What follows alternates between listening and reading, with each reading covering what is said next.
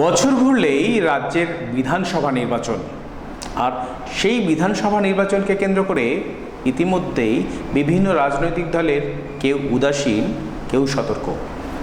আপনারা দেখছেন হোক বিতর্ক। নমস্কার, আজকের এই অনুষ্ঠানে আমাদের সঙ্গে যে রয়েছেন অতিথি, তিনি আসানসোল সাংগঠনিক জেলা বিজেপির সদ্য নিযুক্ত সভাপতি দেবতনু ভট্টাচার্য। দেবতনুবাবু, আপনাকে নমস্কার। নমস্কার। আজকের এই অনুষ্ঠানে আপনাকে আসার জন্য অসংখ্য ধন্যবাদ। প্রথমেই এবার যে বিষয়টা মূল আলোচনায় আসি, সেটা হচ্ছে সদ্য আপনি দায়িত্ব নিয়েছেন বিজেপির এই আসানসোল সাংগঠনিক জেলার দায়িত্ব নিয়ে কীরকম লাগছে? Most challenging.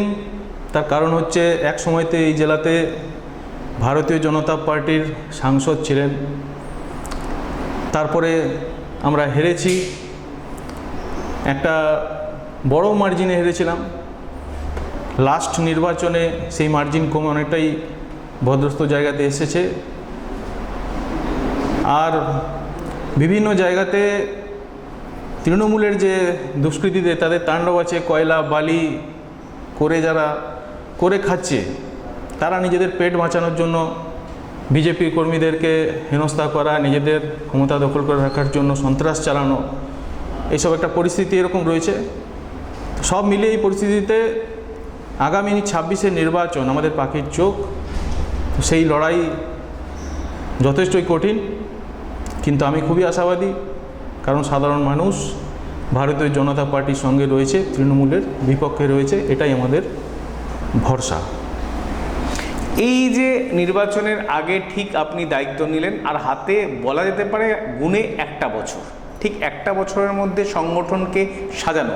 কারণ যে সময়টা বিগত দিনে বিজেপি কর্মীদের কাছে সংবাদ মাধ্যমে বারবার করে উঠে এসেছে যে সাংগঠনিক একটা দুর্বলতা কোথাও থেকেছে উচ্চ স্তরে, মানে যারা নেতৃত্ব দিয়েছেন, বিশেষ করে এই পশ্চিম বর্ধমান বা অন্যান্য জেলাতেও এই একই অভিযোগ নিচুর তলার কর্মীদের থেকেছে যে নির্বাচনের পরে তাদের পিঠ বাঁচানোর জন্য কিন্তু কোনো নেতৃত্বকে পাওয়া যায় না পাশে।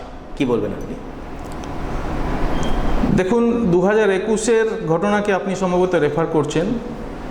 2021-এ নির্বাচনের রেজাল্ট বেরোনোর পর দিন থেকে যে ঘটনা গোটা পশ্চিমবঙ্গ জুড়ে হয়েছে, সেটা আনএক্সপেক্টেড।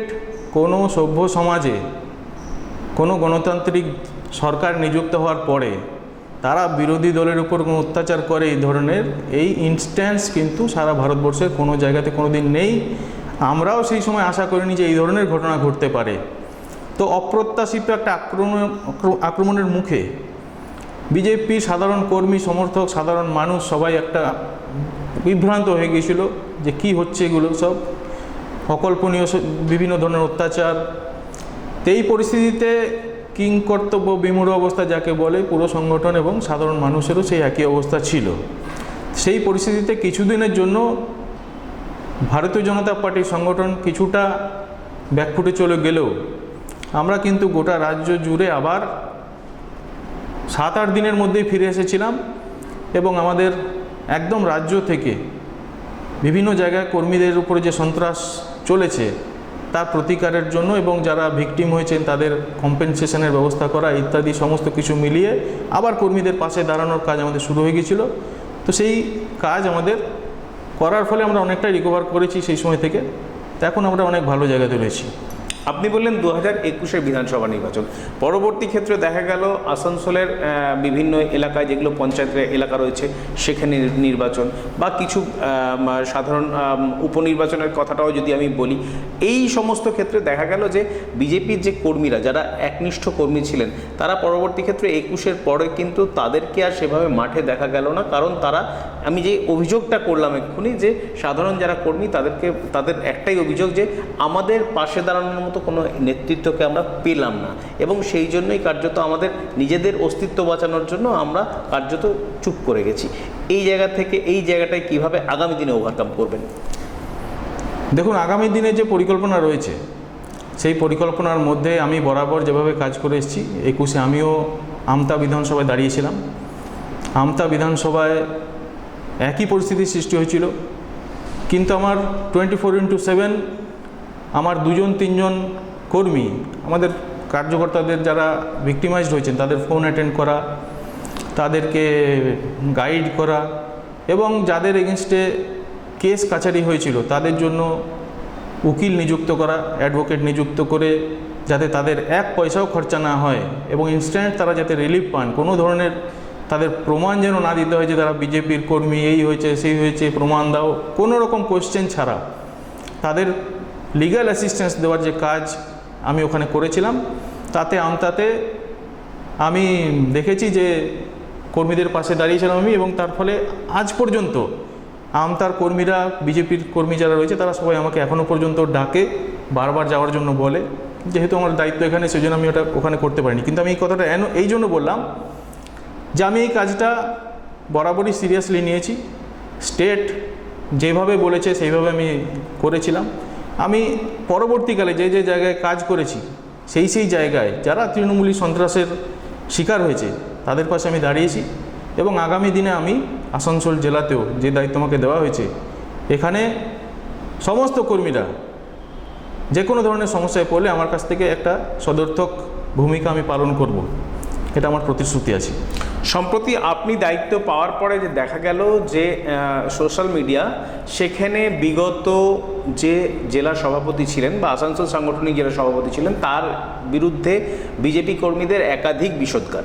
ঠিক এই অবস্থায় তার আগে যে দিলীপবাবু যিনি দায়িত্বে ছিলেন, তারপরে যখন নতুন সাংগঠনিক জেলা সভাপতি এসেছিলেন, তখনও তার প্রতি সেই একই রকম বিষোদগার। বারবার করে এই আসানসোল সাংগঠনিক জেলাতে বিজেপির যে কর্মীরা রয়েছে তারা যে নেতৃত্বই পাচ্ছেন তাদের বিরুদ্ধে বারবার করে তাদের এই বিষোদগারটা করতে হচ্ছে। আগামী দিনে কি আপনি যখন দায়িত্বে এসছেন, তারপরে কি আগামী দিনে বিজেপি কর্মীরা সেই সন্তোষজনক অবস্থায় থাকবে যে আগামী দিনে তাদের আর কোনো মানে যে দায়িত্ব দেওয়া হয়েছে, নেতৃত্ব হিসাবে যা দায়িত্ব দেওয়া হয়েছে, সেখানে তার বিরুদ্ধে কোনো রকম অপ্রীতিকর কোনো অভিযোগ আসবে না বা দুর্নীতির কোনো অভিযোগ আসবে না, এই আশ্বাস কি আপনি দিতে পারছেন?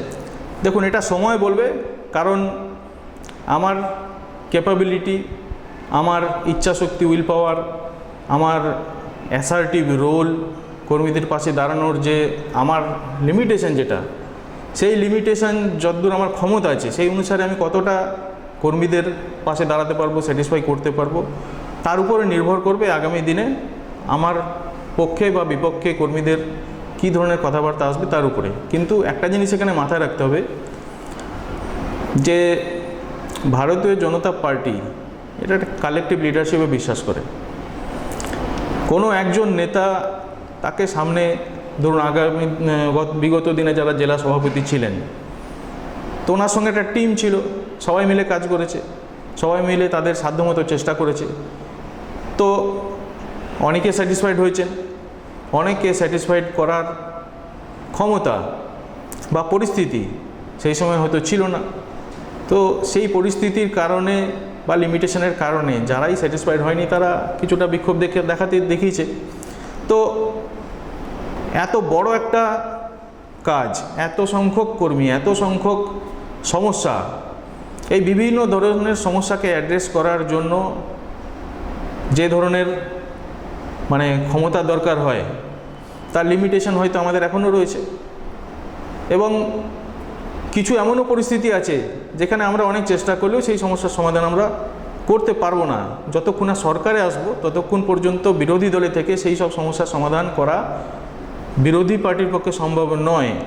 কিন্তু সবার আশা থাকে যে পার্টির দায়িত্বে যারা রয়েছে তারা সেগুলো করবে। তো এই রকম সব মিলিয়ে শেষ পর্যন্ত কি দাঁড়াবে সেটা সময় বলবে। তবে আমি আশাবাদী আমার দিক থেকে এবং আমার যে টিম, সেই টিমের দিক থেকে কোনো রকম চেষ্টার ঘাটতি থাকবে না।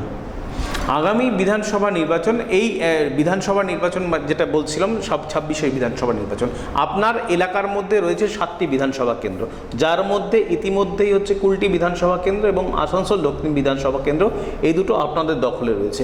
আগামী দিনে এই দুটো কেন্দ্র এবং বিধানসভা কেন্দ্র অবশ্যই, এবং অন্যান্য যেগুলো রয়েছে রানীগঞ্জ বলুন, আসানসোল উত্তর বলুন, জামুরিয়া বলুন, বা এই পাণ্ডবেশ্বর বলুন, এই সমস্ত কেন্দ্রগুলোকে নিয়ে কীরকম ভাবনা চিন্তা করছেন? বিশেষ করে পাণ্ডবেশ্বরে একটা সময়, বর্তমানে আপনাদের নেতৃত্ব রয়েছেন জিতেন্দ্র তিওয়ারি, তিনি একটা সময় পাণ্ডবেশ্বরে নিজেদের প্রচণ্ড দাপট দেখিয়ে এসছেন। আজকে সেই জায়গাটায় কিন্তু সংগঠন হয়তো তার রয়েছে কিছুটা, কিন্তু হচ্ছে যেখানে নরেন্দ্রনাথ চক্রবর্তী জেলা সভাপতি রয়েছেন তৃণমূলের, তার একটা বিশাল বড় জায়গা রয়েছে। তো সেইখানে পাণ্ডবেশ্বর থেকে যদি আমরা শুরু করি, পাণ্ডবেশ্বরে আগামী দিনে নির্বাচন কেমন হতে চলেছে বলে আপনি মনে করছেন?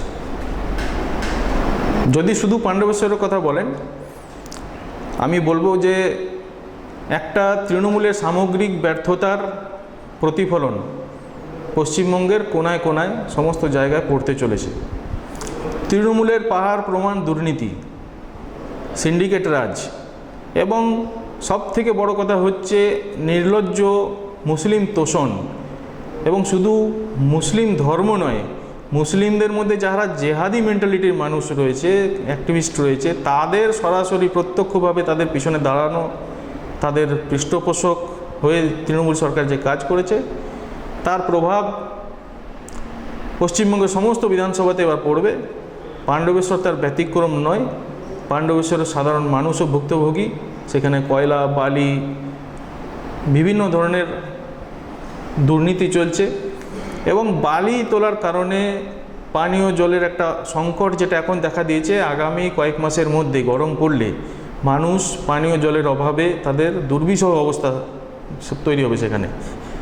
এবং এর প্রধান কারণ হচ্ছে নদী থেকে প্রচুর পরিমাণে অবৈধভাবে বালি তুলে নিয়ে চলে যাওয়া এবং জলের প্রবাহকে ব্যাহত করা। তার ফলে জলের সমস্যা একটা ব্যাপক আকার ধারণ করতে চলেছে। তো পাণ্ডবেশ্বরে এই ধরনের যে কাজ চলছে তৃণমূলের সিন্ডিকেটের, তার প্রভাব এখনই আমরা লক্ষ্য করতে পারছি। এবং সর্বোপরি আরেকটা কথা বলবো, তৃণমূলের সংগঠন যেটা এক সময়তে ছিল, এখন তৃণমূলের সংগঠন সাধারণ মানুষ থেকে বিচ্ছিন্ন হয়ে গেছে, এবং তৃণমূলের সঙ্গে সাধারণ মানুষ নেই। শুধুমাত্র তৃণমূলের পার্টি করে যারা বেনিফিশিয়ারি, যারা কিছু সুবিধা ভোগ করছে, তৃণমূল থেকে বিভিন্ন ধরনের দুর্নীতির লুটের মালের বখরা পাচ্ছে, তারাই তৃণমূলের হয়ে লড়াই করছে, তারাই তৃণমূলের হয়ে কাজ করছে সেখানে। এবং এরা সাধারণ মানুষ এদেরকে শত্রু হিসেবে চিহ্নিত করতে শুরু করে দিয়েছে। এর ফলে তৃণমূলের সংগঠন, নরেন চক্রবর্তীর নেতৃত্বে যে সংগঠন লড়বে বলে আপনারা ভাবছেন, আমি হলফ করে বলতে পারি যে এখন কাগজে বাঘ সংগঠন বলে কিছু নেই। এখন সাধারণ মানুষ তাদেরকে শত্রু হিসেবে চিহ্নিত করছে, এবং সাধারণ মানুষ বিকল্প হিসেবে ভারতীয় জনতা পার্টি ছাড়া আর কাউকে সামনে দেখতে পাচ্ছে না। সেই জন্য ভারতীয় জনতা পার্টির সঙ্গেই সাধারণ মানুষ থাকবে। পাণ্ডবেশ্বর নির্বাচনে আমরা জিতব। জামুরিয়া বিধানসভা কেন্দ্রে বিগত যে নির্বাচন, সেখানে হরেরাম সিং জিতেছিল। আপনাদের প্রার্থীকে কার্যত অনেকটাই পিছনে ফেলে সেখানে সিপিএম একটা জায়গা করে নিয়েছিল। এইবারে জামুরিয়া বিধানসভা কেন্দ্রে কি হবে? এবার জামুরিয়া বিধানসভাতে খুবই পজিটিভ পরিস্থিতি রয়েছে। তৃণমূলের হরেরাম সিংয়ের অত্যাচার বলতে হবে, অত্যাচারে মানুষ জর্জরিত। কিছুদিন আগেই হরেরাম সিংয়ের ছেলে, তার নেতৃত্বে হঠাৎ করে একজন অ্যাডভোকেটের বাড়িতে অনেক দুষ্কৃতী হামলা করে, এবং সেই হামলা করার পরে তারা সেখানে অভিযোগ করে যে হরেরাম সিংকে কেউ নাকি ফোনে গালাগালি করেছে। সেই ফোন ট্র্যাক করে তারা এই বাড়ির লোকেশন পেয়েছে। তো সেখানে তারা নিজেরাই রেড করতে এসছে। পুলিশ প্রশাসন বলে কিছু নেই, আইন নেই। বিধায়কের ছেলে আইন হাতে তুলে নিয়ে উনিই রেড করতে চলে এসছেন দুষ্কৃতীকে খোঁজার জন্য। এবং সেই বাড়িতে এবং আশেপাশে বিভিন্ন জায়গাতে এই ধরনের সন্ত্রাসের পরিস্থিতি সৃষ্টি করার পরে সেই অ্যাডভোকেট উনি কমপ্লেন করেন থানায় কমপ্লেন করার পরে ওনাকে চাপ সৃষ্টি করে সেই কমপ্লেন তুলে নিতে বাধ্য করা হয়। সবচেয়ে লক্ষণীয় বিষয়, যে জন্য আমি এত কথা বললাম, যে উনি কমপ্লেন তুলে নিলেও এলাকার সাধারণ মানুষ মাস পিটিশন করে থানাতে হরেরাম সিংয়ের ছেলের বিরুদ্ধে কমপ্লেন করে।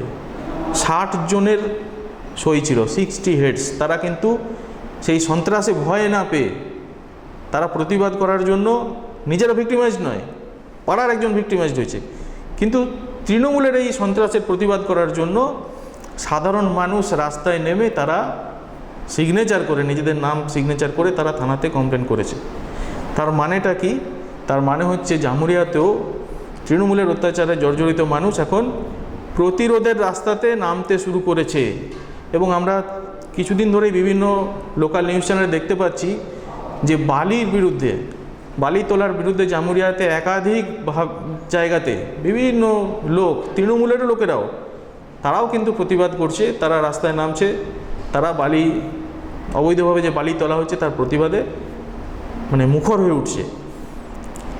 এই যে একটা ট্রেন্ড দেখা যাচ্ছে যে সাধারণ মানুষ রাস্তায় নামছে, তৃণমূলের একাংশ তারাও আর তৃণমূলের সঙ্গে থাকছে না, তারাও প্রতিরোধে নামছে। তার সঙ্গে সঙ্গে বিজেপির সংগঠন আমাদের রয়েছে, অনেক লোক আমাদের সঙ্গে যোগাযোগ করছে তার জামুরিয়ার বিভিন্ন জায়গা থেকে। এই সমস্ত পরিস্থিতি দেখে আমাদের ধারণা এবং আমাদের বিশ্বাস যে জামুরিয়াও আমরা জেতার মতো জায়গাতে রয়েছি। রানীগঞ্জ বিধানসভা কেন্দ্র, যেটা একটা সময় সিপিএমের দুর্গ বলে পরিচিত ছিল, পরবর্তী ক্ষেত্রে তাপস বন্দ্যোপাধ্যায়ের নেতৃত্বে সেখানে তৃণমূল নিজের জায়গা করে নিল। এবার রানীগঞ্জ বিধানসভায় বিজেপি নিজের দক্ষতা কতটা প্রকাশ করতে পারবে, বা সাংগঠনিক যে তাদের ঐক্যবদ্ধতা সেটা কতটা প্রকাশ্যে আসবে? দেখুন, রানীগঞ্জ বিজেপির জন্য খুবই পোটেনশিয়াল জায়গা, উর্বর জমি।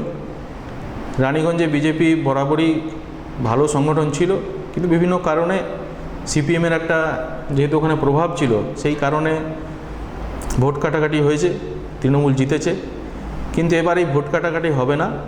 সিপিএম এখন মাইক্রোস্কোপিক পার্টি, সিপিএমকে কোথাও খুঁজে পাওয়া যাচ্ছে না। এবং বিকল্প হিসেবে, তৃণমূলের বিকল্প হিসেবে সিপিএম কোনো দিন দাঁড়াতে পারবে আবার, এই বিশ্বাস করার লোকের সংখ্যা এখন খুবই কম। কেউই বিশ্বাস করে না যে তৃণমূল আবার, এই সিপিএম আবার ঘুরে দাঁড়িয়ে তৃণমূলকে রিপ্লেস করতে পারবে। তো সেই জন্য বিকল্প হিসেবে বিজেপি একমাত্র পার্টি, সেই হিসেবে এবার রানীগঞ্জে আমাদের রেজাল্ট ভালো হবে। আসানসোল উত্তর বিধানসভা কেন্দ্র, এই বিধানসভা কেন্দ্রে গতবারে আপনাদের বর্তমানে যিনি রাজ্য কমিটির সদস্য কৃষ্ণেন্দু মুখোপাধ্যায়, তিনি হচ্ছেন গতবারে প্রার্থী হয়েছিলেন, এবং বর্তমানে যিনি বিধায়ক রয়েছেন তথা রাজ্যের মন্ত্রী মলয় ঘটক তাকে পরাজিত করেছিল। আজকে আসানসোলের সাংগঠনিক জায়গাটা, যদিও বিগত লোকসভা নির্বাচনে আসানসোলে মার্জিনটা খুব একটা খারাপ ছিল না, কিন্তু এইবারে এই যে ভোট আসছে, এই ভোটে আরজিকর কাণ্ডে যেহেতু আসানসোলের একটা বড় অংশ শহরাঞ্চল, স্বাভাবিকভাবে এই প্রশ্নটা থেকেই যাচ্ছে, শহরাঞ্চলের মানুষের ক্ষেত্রে কি এই আরজিকরের প্রভাব কি আপনারা কোনোরকমভাবে তুলে ধরতে পারবেন? দেখুন, আসানসোল উত্তর বিধানসভাতে সবথেকে বড় বিজেপির প্রতিবন্ধকতা হচ্ছে পপুলেশন প্যাটার্ন, ওখানকার ডেমোগ্রাফি। ওখানে একটা বড় সংখ্যক সংখ্যালঘু ভোট ব্যাংক রয়েছে। সেই সংখ্যালঘুরা সবাই জানে যে বিজেপিকে ভোট দেয় না তারা, কিন্তু তা সত্ত্বেও ওখানে বিজেপির ভোট আছে। এবার লোকসভা নির্বাচনে 4000 সামথিং ভোটে আমরা ট্রেল করেছি। তো সেই জন্য ওখানে একটা পোলারাইজেশনের সিচুয়েশান রয়েছে। প্লাস তৃণমূলের ওখানে এমএলএ রয়েছেন, ওখানে কোনো ধরনের কাজকর্ম তৃণমূলের এমএলএ ওখানে সেভাবে করেননি, এবং তৃণমূলের এমএলএ যারা সাগরেদ রয়েছে, সাঙ্গপাঙ্গ রয়েছে, তারা ওখানে যে ধরনের বিভিন্ন ধরনের যে ঘটনা ঘটাচ্ছে, তাতে মুসলিম ভোট ব্যাঙ্কেও, মুসলিমদের মধ্যেও তৃণমূলের বিরুদ্ধে ক্ষোভের সঞ্চার হয়েছে। তো সেখানেও তৃণমূল কতটা ভোট পাবে সেটাও চিন্তার বিষয় আছে। আমাদের ভোট আমাদের ইনট্যাক্ট রয়েছে, আমাদের ভোট আরও বাড়বে। সুতরাং আসানসোল নর্থে যতই শক্ত প্রতিপক্ষ হোক না কেন, আসানসোল নর্থ, সাউথ, এই সব জায়গাতেই আমরা জিতবো এবার। বারাবণী বিধানসভা কেন্দ্র, যেটা মূলত হচ্ছে আদিবাসী অধ্যুষিত একটা বিধানসভা কেন্দ্র, প্রচুর আদিবাসী সেখানে থাকেন, এবং বিজেপিকে বলা হয় যে তারা আদিবাসীদের জন্য যথেষ্ট ভাবনা চিন্তা করে, এবং হচ্ছে তারা যথেষ্টই তাদের কাছের। কিন্তু সেখানেও এই আদিবাসীদের ভোট কিন্তু বিগত কখনোই সেভাবে হচ্ছে বিজেপির ভোট বাক্সে প্রতিফলিত হয়নি। কেন এটা হয়নি? তার কারণ ওখানে অসিত সিংয়ের মতো, প্রিন্স আকবরের মতো এরা সব ওখানে ভোটকে প্রভাবিত করছে, ভোট দিতে দিচ্ছে না মানুষকে, সাধারণ মানুষের উপর সন্ত্রাস করছে। আমরা কিছুদিন আগে একটা গ্রামে গিয়েছিলাম, আমাদের কর্মী বাপি প্রধান সেখানে মন কি বাতের অনুষ্ঠান করেছিল। শুধুমাত্র মন কি বাতের অনুষ্ঠান করার পরে তার বাড়িতে অ্যাটাক হয়, 100-150 দুষ্কৃতী চলে আসে সেখানে অ্যাটাক করতে। শুধুমাত্র মোদিজির মন কি বাত 5-7 জনকে নিয়ে শুনেছে, সেটারও অধিকার বিজেপির কর্মীদের নেই ওখানে। এই সন্ত্রাসের যে কারণ, সেই সন্ত্রাসের কারণেই ওখানে সাধারণ মানুষরা ভোট দিতে পারে না। অধিকাংশ বুথেই বুথ দখল হয়, বিভিন্ন এলাকায় মানুষ বাড়ি থেকে বেরিয়ে ভোট দিতে যাওয়ার সাহস করে না, তাদেরকে বাধা দেওয়া হয়। সেটারই প্রতিফলন বারবার বারাবণীতে হয়। এবার আমরা আগে থেকে ভাবনা চিন্তা করছি যে কিভাবে এই ধরনের সন্ত্রাসকে আটকানো যায়। আমাদের নেতারা ওখানে যখনই কোনো ধরনের সমস্যা হচ্ছে, ঝামেলা হচ্ছে, আমরা পৌঁছাচ্ছি সেখানে সাধারণ মানুষের পাশে দাঁড়াচ্ছি আমরা। আর সেখানে অসিত সিংয়ের নেতৃত্বে একটা বিরাট বড় কয়লা সিন্ডিকেট চলে। সবসময় সাধারণ গরিব লোকেরা তাদেরকে কয়লার কাজে, মানে একটা অবৈধ কাজে নিযুক্ত করে, কর্মসংস্থানের তো কোনো ব্যবস্থা নেই এই সরকারের, কিন্তু তারা সাধারণ মানুষকে উৎসাহিত করছে কোথায়, যে অবৈধ কাজ করো, ধরা পড়লে পুলিশ জেল খাটবে, কেউ পিছনে থাকবে না, আর যদি কাজটা না করো তাহলে না খেতে পেয়ে মরবে। কয়লা তোলো, ব্ল্যাকের কয়লা বিক্রি করানো জায়গায়, ওখান থেকে যা পয়সা কামাচ্ছ তা দিয়ে ফ্যামিলি চালাও। এইভাবে সাধারণ মানুষকে অবৈধ কাজে নিযুক্ত করে অসিত সিং একটা বিরাট বড় রাজত্ব টাইপের চালাচ্ছে সেখানে, এবং সেখানে প্রশাসনও পুরোপুরি যুক্ত। কিছুদিন আগে আমরা একটা ফেসবুকে পোস্ট দেখেছিলাম, সেখানকার বিডিও পলাশ গাছে উঠে পলাশ ফুল পেড়ে দিচ্ছেন, নিচে অসিত সিং দাঁড়িয়ে আছেন, পলাশ ফুল কালেকশন করছেন, উপর থেকে বিডিও গাছে উঠে পলাশ ফুল পেড়ে দিচ্ছেন। তো এই যদি নেক্সাস থাকে তো সেখানে ভোট হচ্ছে না, সেখানে ভোট হয়নি। তবে এবার বিজেপি আমরাও চিন্তাভাবনা করেছি যে বারাবণীতেও সাধারণ মানুষ যাতে ভোট দিতে পারে, তার জন্য আমরা যা ব্যবস্থা নেওয়া সেই ব্যবস্থা নেব। আর সাধারণ মানুষ ভোট দিতে পারলেই বারাবণীর যে রেজাল্ট, সেটা দেখবেন অপ্রত্যাশিত রেজাল্ট হবে, সেখানেও বিজেপির রেজাল্ট ভালো জায়গাতে থাকবে। গত 2 বছর আগে প্রায় কুলটি বিধানসভার বিধায়ক অজয় পোদ্দার, তার ছেলের বিরুদ্ধে একটা অভিযোগ উঠেছিল এবং সেই অভিযোগ তুলেছিলেন আপনাদেরই দলের কর্মী, যদিও পরবর্তী ক্ষেত্রে তাকে দল থেকে বহিষ্কৃত বলে দলের তরফে জানানো হয়েছিল। কি মনে হয় সেই যে অভিযোগ, সেই অভিযোগকে পাশ কাটিয়ে মানুষজনকে আবার নতুন করে কুলটিতে নিয়ে এসে কি ভোটে জয়ী হতে পারবেন অজয় পোদ্দার, বা হচ্ছে যে প্রার্থী হবেন? দেখুন, অভিযোগ যে কারোর বিরুদ্ধে যে কেউ তুলতে পারে। তৃণমূলে অনেক সময়তে বিভিন্নভাবে বিভিন্ন লোককে উস্কে দলের বিরুদ্ধে তাদেরকে কাজে লাগায়। আমাদের যারা কর্মী রয়েছেন তাদের মধ্যে অনেকে বুঝে না বুঝে বিভিন্নভাবে হয়তো সেই ষড়যন্ত্রের মধ্যে জড়িয়ে পড়েন। কিন্তু অভিযোগ এভাবে আনাই যেতে পারে, কিন্তু অভিযোগ আনলেই হয় না, অভিযোগের সত্যতা প্রমাণ করতে হয়। তার জন্য পুলিশ আছে, প্রশাসন আছে। যিনি অভিযোগ করেছেন উনি কোর্টে কেস করতে পারতেন, পুলিশের কাছে এফআইআর করতে পারতেন, উপযুক্ত প্রমাণ দিয়ে পুলিশ তদন্ত করে যা আইন মাফিক যে রাস্তা আছে সেই রাস্তা দিয়ে কে দোষী কে নির্দোষ সেটা প্রমাণ করতে পারত। কিন্তু অভিযোগ উঠলেই সেটাই যে সত্য তা নয়, অভিযোগ যে কেউ তুলতে পারে। অভিযোগ তোলার পরে সাধারণ মানুষ এই অভিযোগ কতটা বিশ্বাস করছে সেটাও ভোটে তার প্রতিফলন হবে। তো সেই জন্য আমি কুলটিতে যেটুকু ঘুরে দেখেছি, এইসব অভিযোগের কোনো ভিত্তি নেই।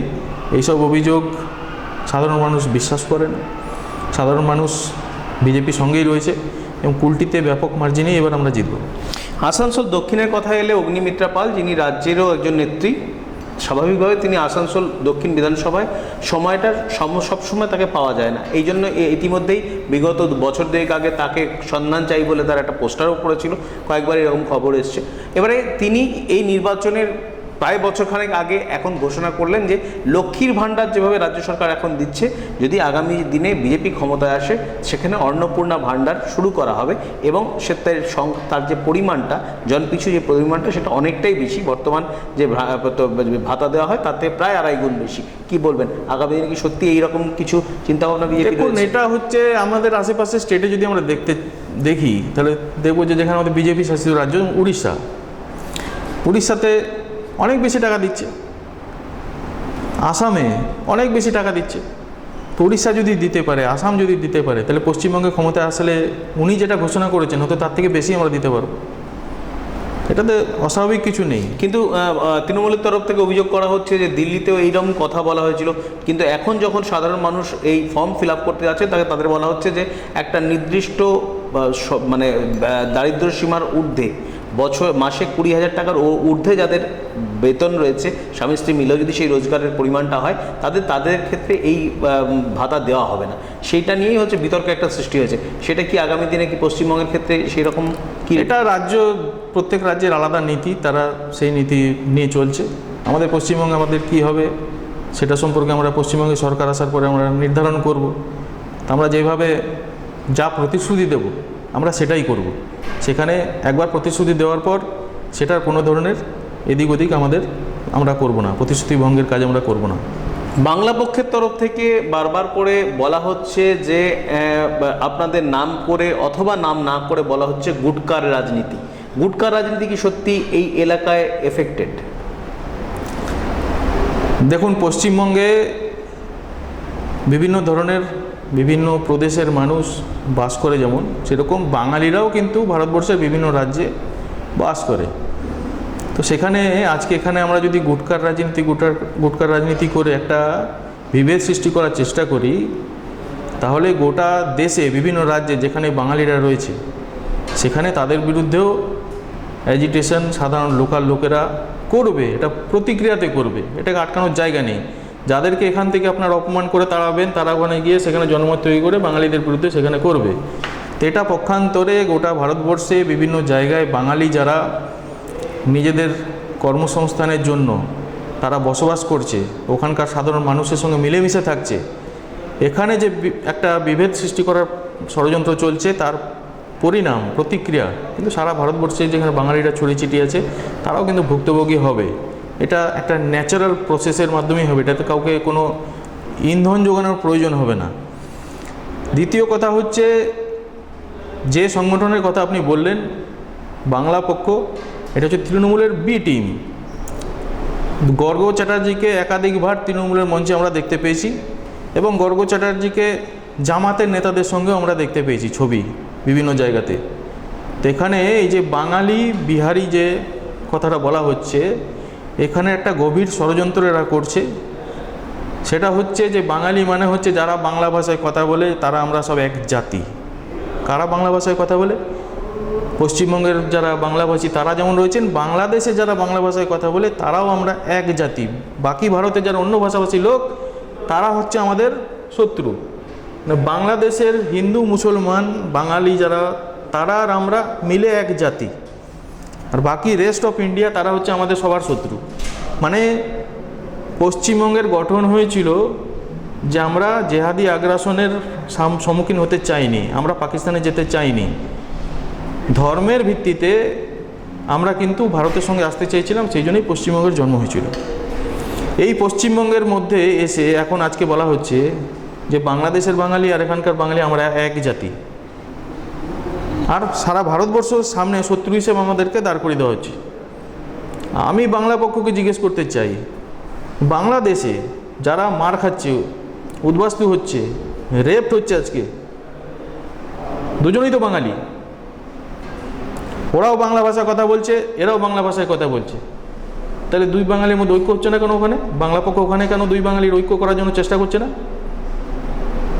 ওখানে ধর্মের ভিত্তিতে পারসিকিউশন চলছে, ধর্মের ভিত্তিতে আগ্রাসন চলছে, ধর্মের ভিত্তিতে নিপীড়ন চলছে। দুপক্ষই বাঙালি হওয়া সত্ত্বেও বাংলা পক্ষ সেখানে বাঙালিদের মধ্যে ঐক্যের কথা বলতে যাচ্ছে না। আর এখানে সবাই মিলেমিশে রয়েছে, এখানে সেই বাংলা পক্ষ তাদের সঙ্গে বাঙালি ঐক্যের কথা বলে রেস্ট অফ ইন্ডিয়া, সমস্ত ভারতবর্ষে যে মেন স্ট্রিম ইন্ডিয়া, সেখান থেকে আমাদেরকে বিচ্ছিন্ন করে একটা ভারত থেকে বিচ্ছিন্ন করার একটা পরিকল্পনার মধ্যে তারা এই ন্যারেটিভ বিল্ড আপটা করছে।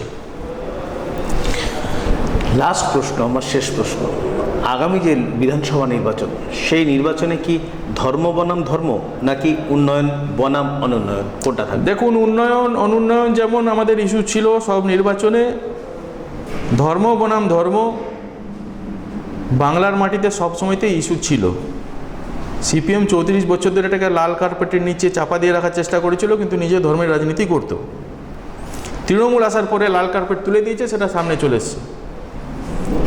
আপনি বলুন আমাকে, যে ভারত ভাগ হয়েছিল কিসের ভিত্তিতে? মুসলিম লীগ কী রাজনীতি করেছিল যে ভারত ভাগ হয়েছিল? ভাগ হলো, বাংলা ভাগ হলো, বাংলার একটা অংশ পাকিস্তান হয়ে গেল। ভিত্তি কী ছিল সেই রাজনীতির? ধর্মের ভিত্তিতে রাজনীতি হয়েছিল। সেই সময় যে ধর্মের ভিত্তিতে রাজনীতি হয়েছিল তারপর থেকে আজ পর্যন্ত মুসলিম ভোট ব্যাংকের রাজনীতি সব পার্টি করে এসছে। মুসলমান তোষণ করে, মুসলমানদের এক জায়গায় করে, তাদের ভোটে ব্লক ভোট পেয়ে একটা সিকিওর ভোট ব্যাংক তৈরি করে সেই ভোট ব্যাংকের রাজনীতি সব রাজনৈতিক দল সেই সময় থেকে আজ পর্যন্ত কন্টিনিউয়াস করে এসছে, কোনো দিন তার ছেদ পড়েনি। মুখে বলেছে আমরা ধর্মনিরপেক্ষ, কিন্তু মুসলিম ভোট ব্যাংকের রাজনীতি থেকে তারা সরে আসেনি। মাদ্রাসাকে অনুদান দেওয়া থেকে শুরু করে মাঝে বিচ্ছিন্ন ঘটনা বুদ্ধদেব বাবু বলে দিয়েছিলেন, পরে প্রত্যাহার করে নিয়েছিলেন যে মাদ্রাসা সন্ত্রাসের আতুর ঘর, চাপে পড়ে মেনে নিয়েছিলেন, বিবৃতি তখন প্রত্যাহার করে নিয়েছিলেন।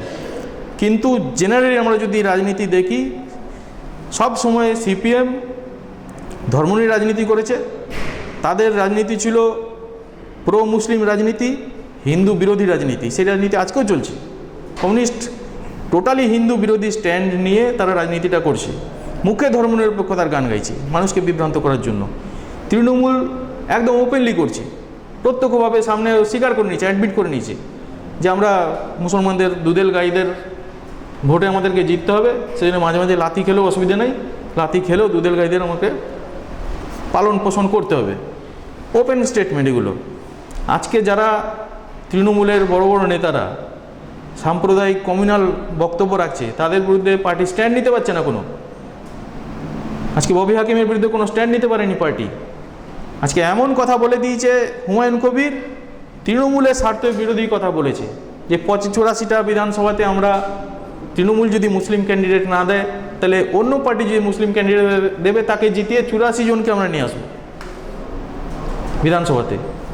হুমায়ুন কবির বলেছে যে দলের থেকে জাত বড়, তৃণমূলের পার্টির স্বার্থে আঘাত লেগেছে, সেই জন্য আজকে ওকে সতর্ক করছে। আদারওয়াইজ এই হুমায়ুন কবির তো মাঝে আপনাদের কাছেও এসছিল, কিন্তু যে কেউ আমাদের কাছে আসতে পারে। কিন্তু আসার পরে সে বুঝতে পেরেছে আমাদের বাতাবরণ যে এটা তার জায়গা নয়, সে চলে গেছে। যেখানে তার জায়গা সেখানে সে জায়গা খুঁজে নিয়েছে। আসতে যে কেউ পারে, কিন্তু টিকতে পারবে কিনা সেটা তার বিচারধারার উপর নির্ভর করবে। এটাই তো বলছে তৃণমূল যে বিজেপি পার্টি একটা ওয়াশিং মেশিন। হ্যাঁ না, ওয়াশিং মেশিন হলে তো হুমায়ুন কবিরকে রেখে নিতাম আমরা। হুমায়ুন কবির বুঝতে পেরে গেছে যে এখানে এটা আমার জায়গা নয়, এখানে আমি আমার রাজনীতি করতে পারবো না। সে ফিরে গেছে তার সঠিক জায়গা তৃণমূল কংগ্রেস, যেখানে সে খুলে রাজনীতিটা করতে পারে, কমিউনাল পলিটিক্স করতে পারবে, সেখানে সে করছে। আচ্ছা আপনি বলুন আমাকে, আমরা হিন্দুদের যেখানে সাধারণ মানে ব্যালেন্স ডেমোগ্রাফি আছে, হিন্দু আছে, মুসলমান আছে, সেখানে যখন ভোটের রেজাল্ট দেখছি, সেখানে দেখছি তৃণমূল 200, বিজেপি 250, কিংবা তৃণমূল 300, বিজেপি 250, 50-এর ডিফারেন্স, 100-র ডিফারেন্স। যেই মুসলিম বুথগুলো ঢুকে যাচ্ছি, 1000 ভোট, 990টা তৃণমূল, 3টে বিজেপি, বাকি অন্য। ধর্মের ভিত্তিতে রাজনীতি কারা করছে তাহলে? ধর্মের ভিত্তিতে ভোটকে পলিটিক্সে পলিটিক্যাল ইন্টারপ্রিটেশন যেটা, সেটা কোথায় হচ্ছে? মুসলিম বুথগুলোতে হচ্ছে। হিন্দুরা তো সবাইকে ভোট দিচ্ছে, ধর্মের ভিত্তিতে ভোটিং করছে না। মুসলমানরা 100% ধর্মের ভিত্তিতে ভোট দিচ্ছে, একটা পার্টিকে বেছে নিয়ে সেখানে ভোট দিচ্ছে, এবং ধর্মীয় একটা কনসলিডেশন করে তারা সেই কনসলিডেটেড যে শক্তি বা ভোটার্স, সেটাকে একটা পলিটিক্যালি তারা কনভার্ট করছে। তাহলে ধর্মের রাজনীতিটা কারা করছে এটা ভালো করে বুঝতে হবে। আর যদি আমি শেষ কথা বলতে চাই, যদি ধর্মই রাজনীতির ভিত্তি হয়, রাজনীতিতে যদি দেখা যায় এক পক্ষ ধর্ম নিয়ে রাজনীতি করতে চাইছে, ধর্মীয়ভাবে ভোট কনসলিডেট করে এখানে শাসন ক্ষমতা দখল করার চেষ্টা করছে, তাহলে এটা একটা চ্যালেঞ্জ হিন্দুদের জন্য। হিন্দুদেরকে সেই চ্যালেঞ্জ নিতে হবে। 70% হিন্দুকে তাদের কোমরের জোর বোঝাতে হবে যে আজকের পশ্চিমবঙ্গের শাসন ক্ষমতায় কে বসবে কে বসবে না সেটা নির্ধারণ করার ক্ষমতা 30% মুসলমানের নেই। 70% হিন্দুর এখনও পর্যন্ত সেই কোমরের জোর আছে, তারাই পশ্চিমবঙ্গের শাসকের নির্ধারণ করতে পারে। এই চ্যালেঞ্জের জবাব আগামী 26-এ হিন্দুদেরকে দিতে হবে। খুব স্বাভাবিকভাবেই ধর্ম নিয়ে রাজনীতি নাকি উন্নয়ন বনাম অনুন্নয়ন, সময় হয়তো এর উত্তর দেবে। আগামী দিন আবার দেখা হবে আপনাদের সঙ্গে। আজকের মতো এখানে শেষ করছি।